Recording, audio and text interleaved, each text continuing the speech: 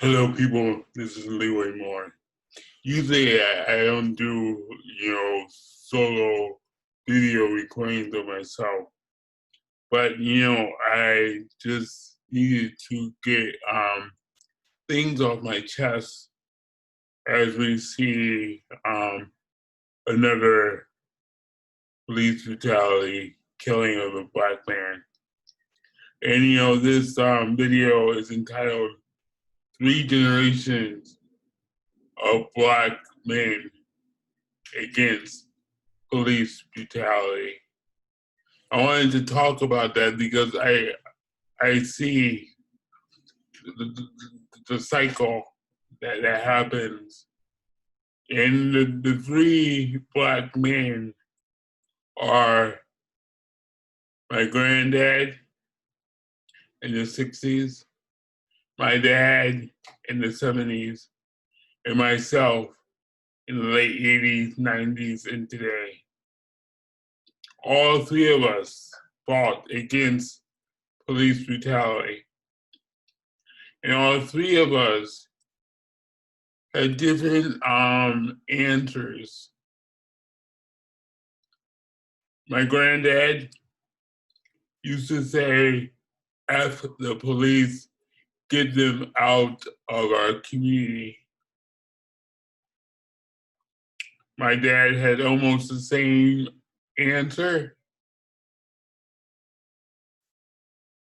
Today, I see that our community wants to do everything except getting police out of the community. Through my, 15, 20 years of activism against police brutality, since 1988, 87, I've seen state answers over and over and over again. I see the answer of training. Police need more training. That started in 1989 in Memphis, Tennessee.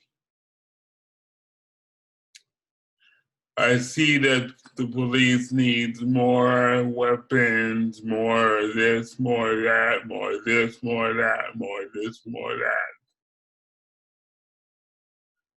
It's 2020.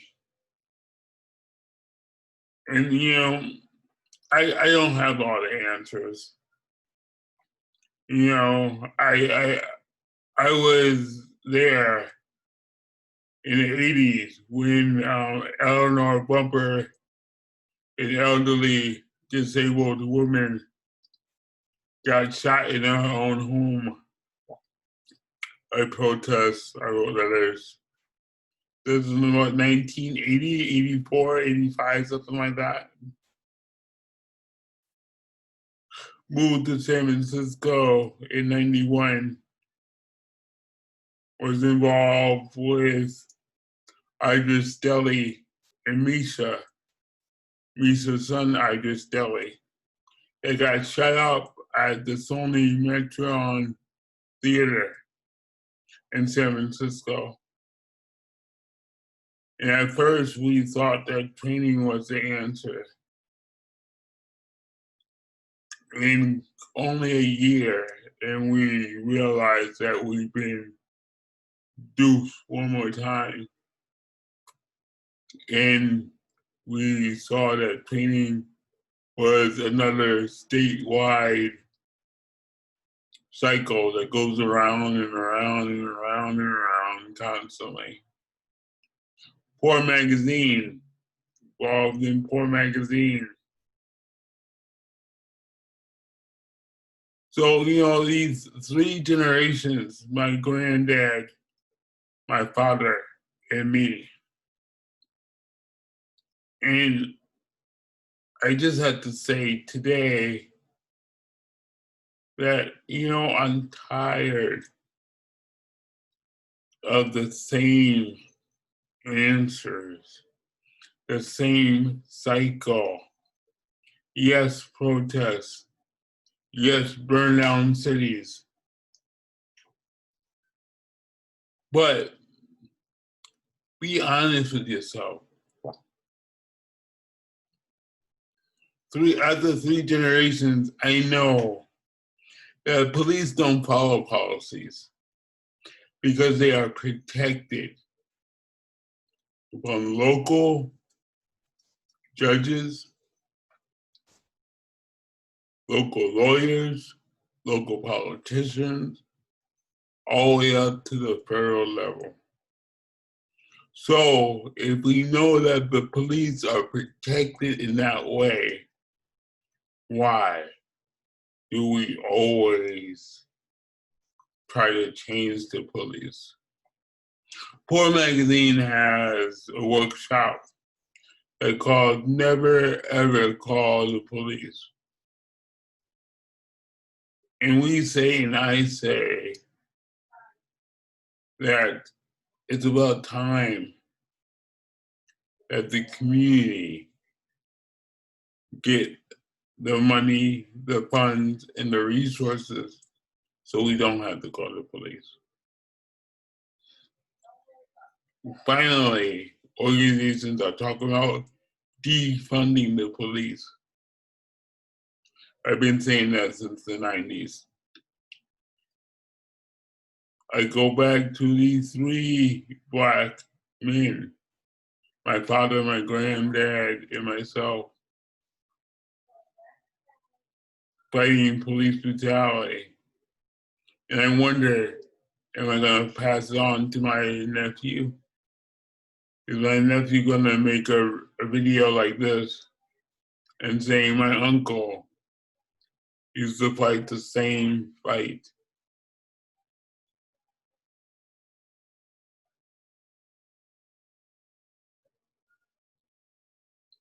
This is not a job. It's not a Ford Foundation grant. It's not a movement. It's not none of that. It goes deeper than that. It's the system that we live in. Because many of us have jobs in the system. Beyond being a police officer, have jobs in prison guards and all kinds of institutions that do us wrong. But because we live under capitalism, we choose to work in these jobs. I posted on Facebook and I said, you know, is justice just out of reach because of capitalism and because of a JOB?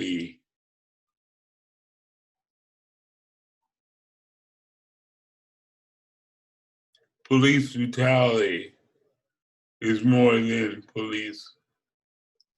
It's the whole state.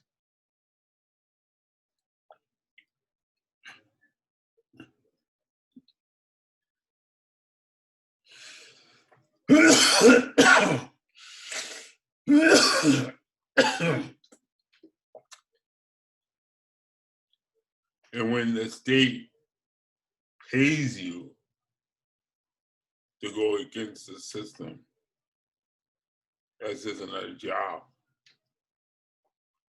I've seen movements come and go. October 22nd, Mothers Against Police Brutality, Black Lives Matter, they come and go. And we're still living under this police state. You know why? Because a lot of them don't deal with the real core of the issue. Because they can't, because they're funded. The core of the issue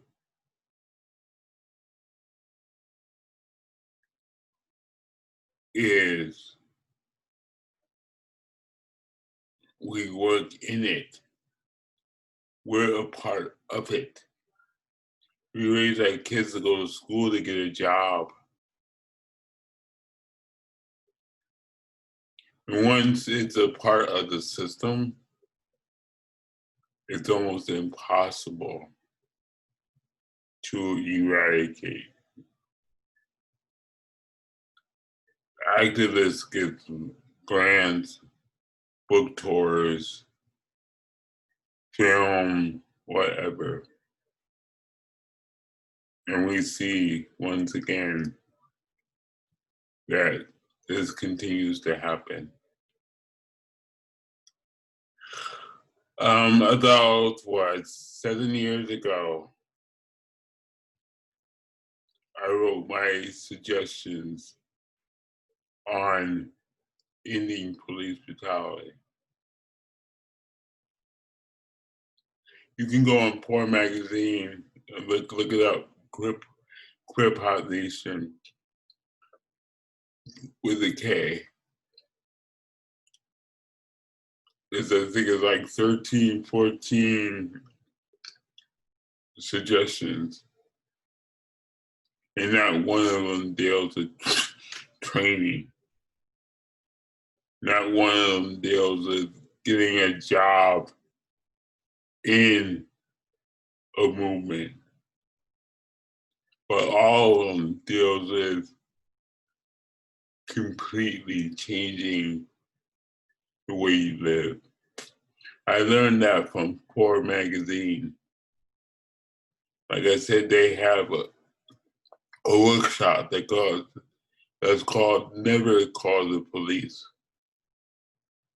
It reminds me of my granddad and his philosophy back in the 70s and even 60s when my dad told me about him. Saying that we don't need police. We don't need to oversee them. We don't need a committee on them. What we need is more community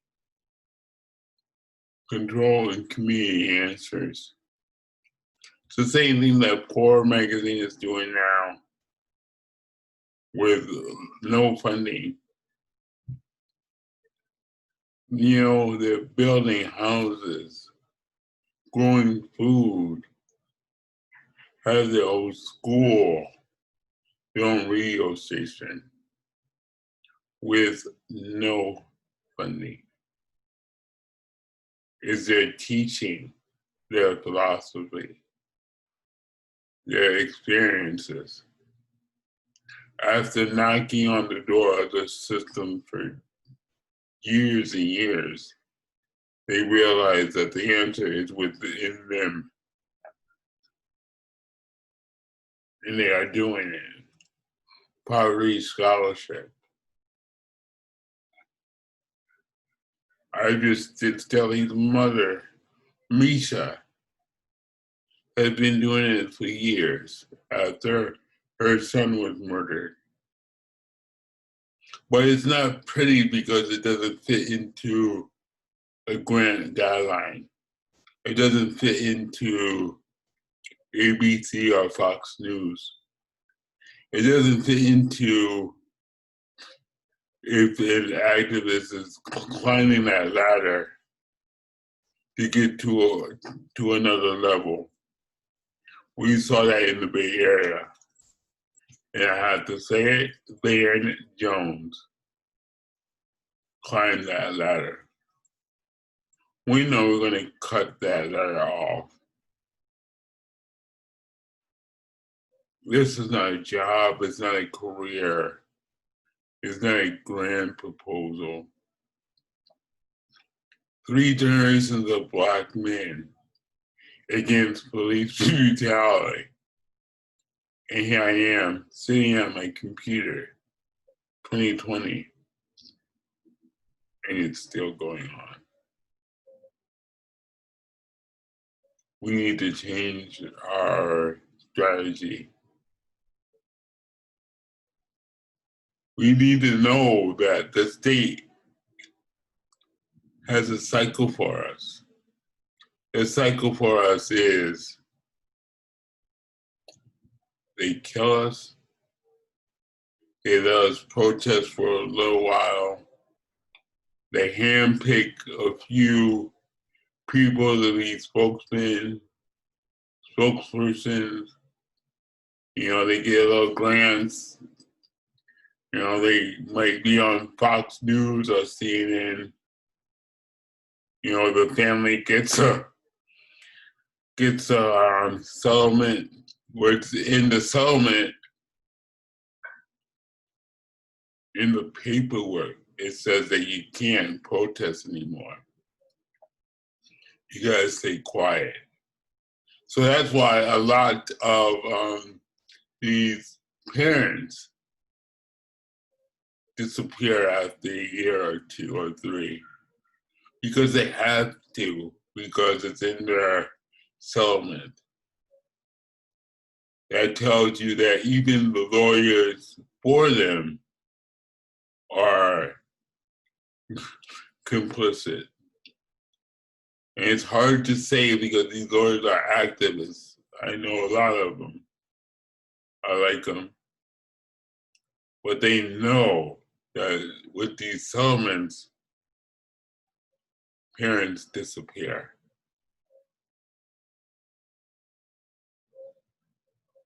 So what do you do if you're a family and you're in the settlement?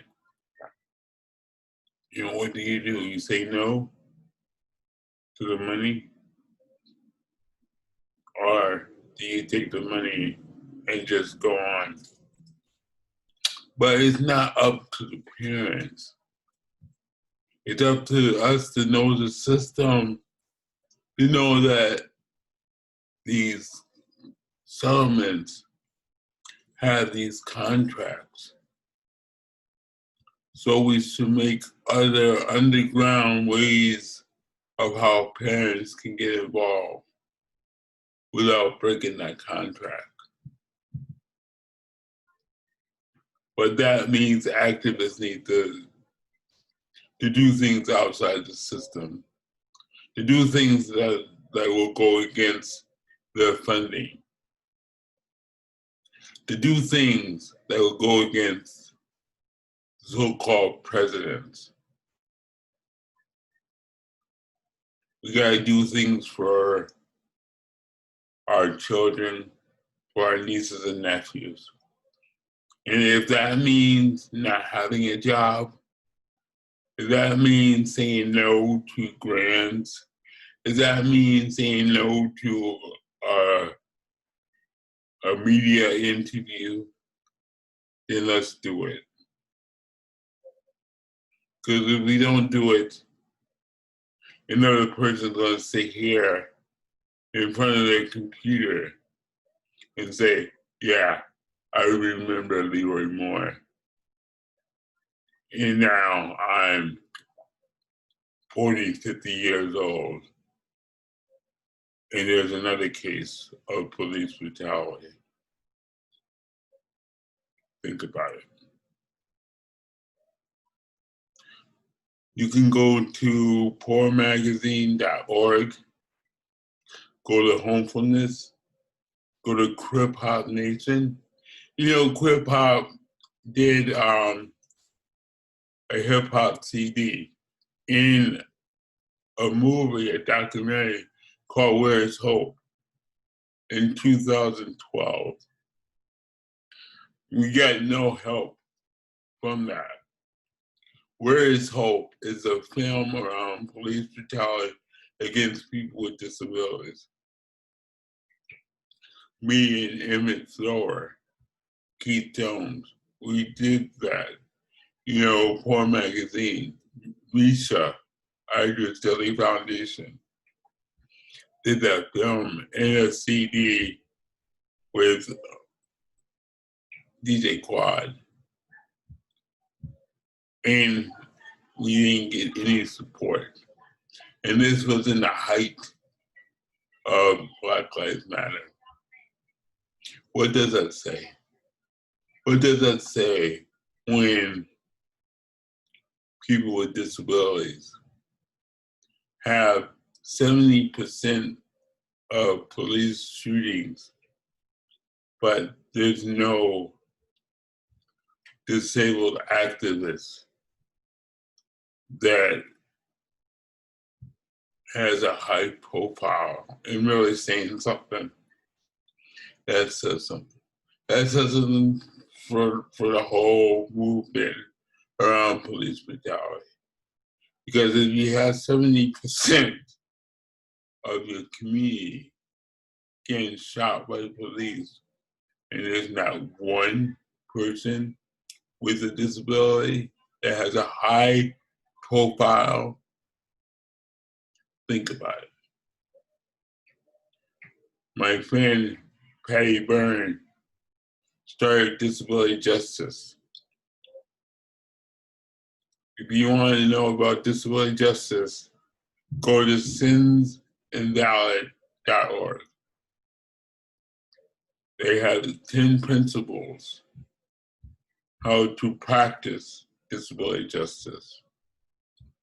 We tried talking to police brutality activists around disability justice. Didn't get a call back. But, I'm saying today, 3 generations of Black men against police brutality. Please, don't let it be the 4th generation. Let's change the system. Like we burn down our communities, let's burn down the system. I think COVID is doing it for ourselves, but we need to do it.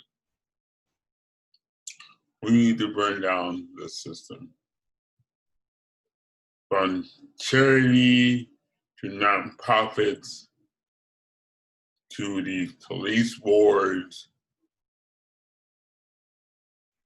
you need to burn it all down.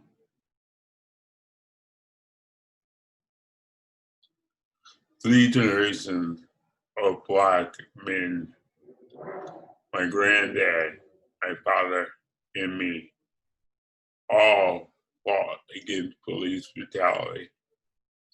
And here I am in May of 2020, still talking about the issue.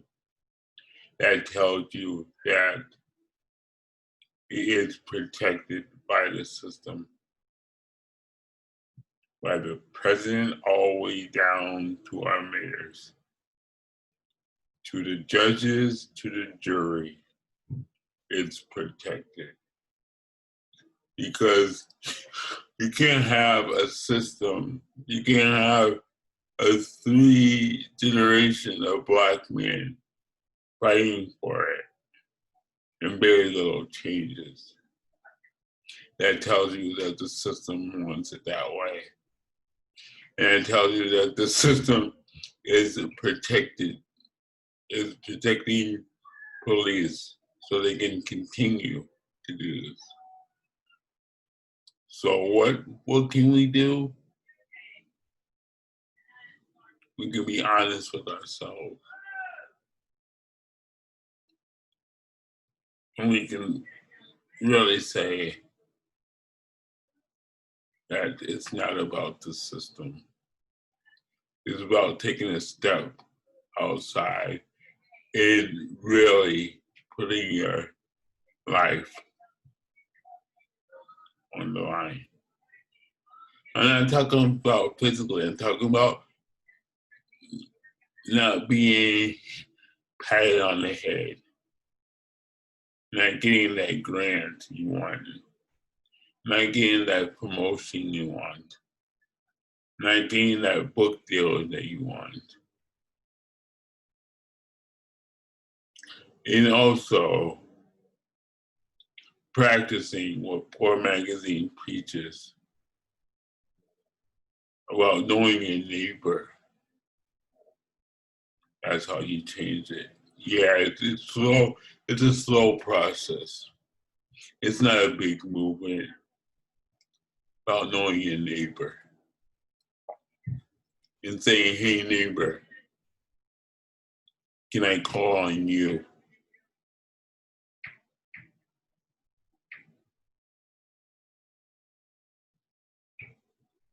Three generations of Black men. Don't let it be the fourth. This is Leroy Moore from Poor Magazine, Krip-Hop Nation.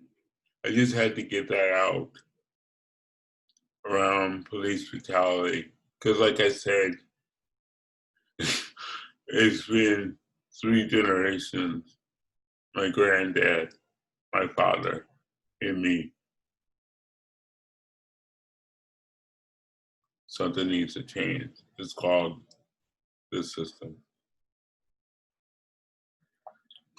Peace.